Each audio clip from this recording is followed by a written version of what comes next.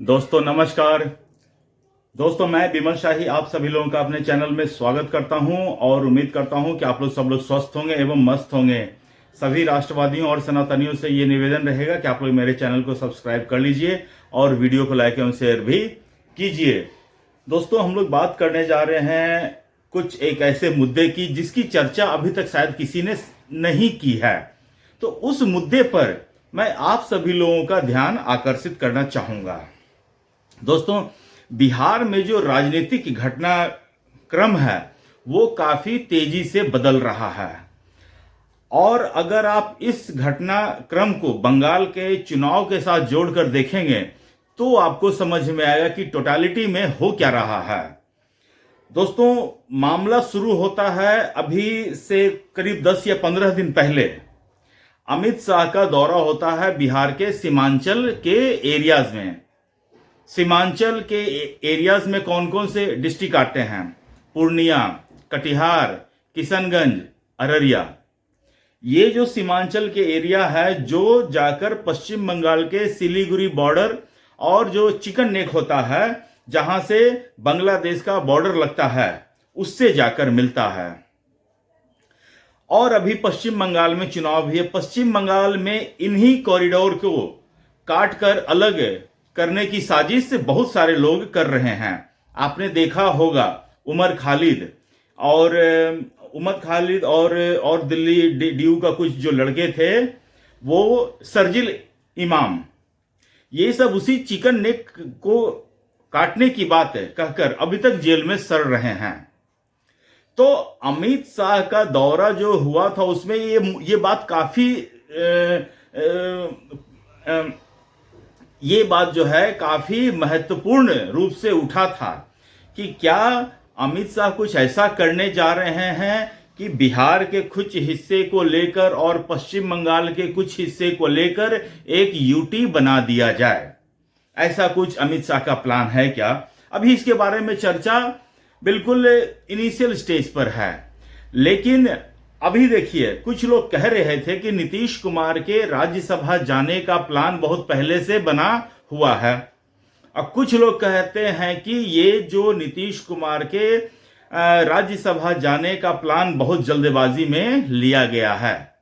तो क्या अमित शाह का सीमांचल का दौरा और नीतीश कुमार का राज्यसभा जाने में कुछ कनेक्शन है क्या? दोस्तों नो डाउट कि नीतीश कुमार ने बिहार के डेवलपमेंट पर बहुत काम किया है, इसमें तो कोई इफ एंड बट है ही नहीं।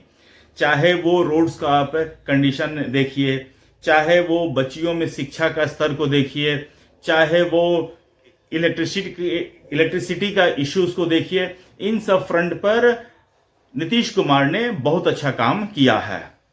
लेकिन नीतीश कुमार का एक मैं बहुत जो बड़ा फेलियर मैं मानता हूं वो है घुसपैठियों के ऊपर कंट्रोल नहीं कर पाना। नीतीश कुमार अक्सर जो है इस मुद्दे पर, इस इशू पर बात करना जरूरी नहीं समझते हैं। लेकिन भारत के जो गृह मंत्री हैं अमित शाह हैं, वो इस इशू को अब एक बहुत बड़े पैमाने पर लेकर चल रहे हैं और उन्होंने अब की बार जो है चाहे वो असम का चुनाव हो चाहे वो पश्चिम बंगाल का चुनाव हो, इन दोनों चुनावों में घुसपैठियों का इश्यूज काफी जोर शोर से उठा रहे हैं और उन्होंने कहा कि जिस तरह से हमने नक्सलवाद को खत्म किया है ठीक उसी तरह हम एक एक घुसपैठियों की पहचान करेंगे और उन्हें वापस उनके जन्म स्थान तक पहुंचाएंगे।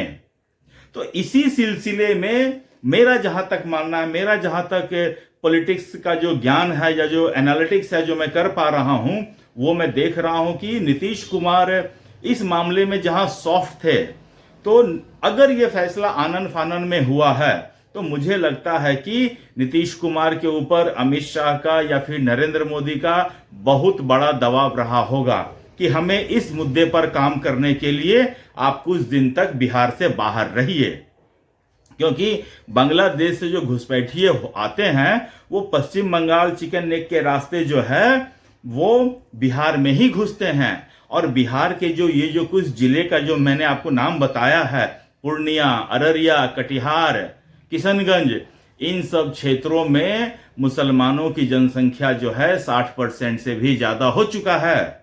वहां पर स्थिति ऐसी है कि वहां पर अब स्कूलों में फ्राइडे को छुट्टी डिक्लेयर कर दी जाती है और संडे को क्लासेस होते हैं।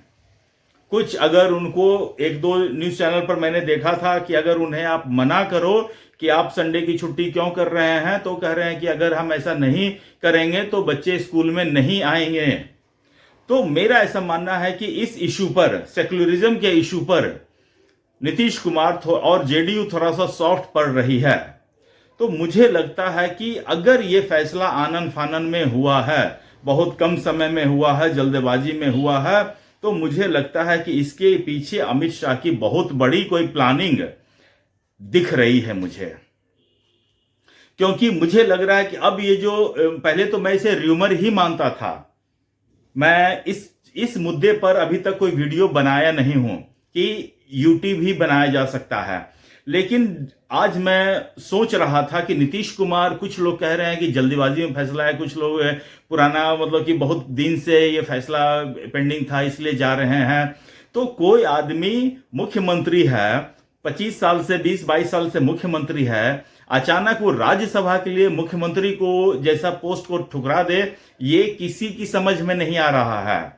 लेकिन जब आप इन सब घटनाक्रम को जोड़कर देखेंगे तो आपको ये एक बहुत बड़े प्लान का हिस्सा ही नजर आएगा, ऐसा मेरा मानना है। और आने वाले भविष्य में अगर ऐसा कुछ फैसला होता है तो ही मेरे इस रिपोर्ट का, मेरे इस एनालिसिस का कुछ वैलिडिटी हो पाएगा। अदरवाइज सिर्फ ये मेरी एक कोरी बकवास भी साबित हो सकती है। लेकिन एक बात तो श्योर है, अमित शाह घुसपैठिए के इशू को अब टॉलरेट करने नहीं जा रहे हैं।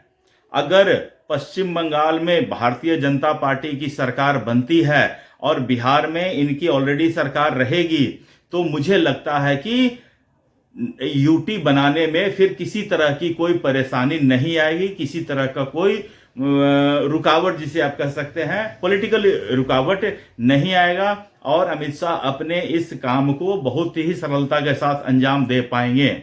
अब देखिए, काम 50% तो जो बिहार के साइड से होना था वो 50% काम हो चुका है। अब जो है पश्चिम बंगाल में एसआईआर भी कंप्लीट हो चुका है, पहला ड्राफ्ट भी आ चुका है, उसमें करीब 70 लाख लोगों के नाम भी कट चुके हैं और 70 लाख, ऑलमोस्ट 60-70 लाख का नाम वेटिंग लिस्ट में है। अगर वो नाम जुड़ते हैं तो ठीक है, नहीं जुड़ते हैं तो मुझे लगता है कि पश्चिम बंगाल में भी भारतीय जनता पार्टी की सरकार बनती हुई दिख रही है। और जिस तरह से इस बार ममता बनर्जी बौखलाई हुई है, उन्हें भी लग रहा है, मुझे लग रहा है ममता बनर्जी खुद अपने ही जाल में फंसी है। अगर वो चुनाव आयोग को काम करने दे देती, अफसर दे देती, तो जुडिशियल ऑफिसर को की नियुक्ति करने की जरूरत ही नहीं पड़ती। लेकिन ममता बनर्जी सोचती है कि हम कुछ ज्यादा ही तेज हैं, तो इस बार जो है उसका सारा तेजपने जो है वो काम नहीं आने वाला है। और पैरामिलिट्री फोर्सेस की, जो सेंट्रल फोर्सेस हैं, उनका डिप्लॉयमेंट, हैवी डिप्लॉयमेंट पश्चिम बंगाल में किया जा चुका है। अगर चुनाव ढंग से हो जाए, ठीक है ना, चुनाव ढंग से हो जाए, चुनाव आयोग बिल्कुल सतर्कता के साथ एक एक आदमी को पहचान करके वोटिंग करवा ले, तो ममता बनर्जी हार जाएगी। ये मैं लिख कर दे रहा हूं, क्योंकि अगर घुसपैठियों को कंट्रोल कर लिया गया तो वैसे ही ममता बनर्जी हार जाएगी। तो अब देखिए, ये तीनों आंतरिक रूप से एक दूसरे से कनेक्टेड हैं। अगर आप पॉइंट्स को कनेक्ट करके देखेंगे तो आपको सारा चीज समझ में आ जाएगा।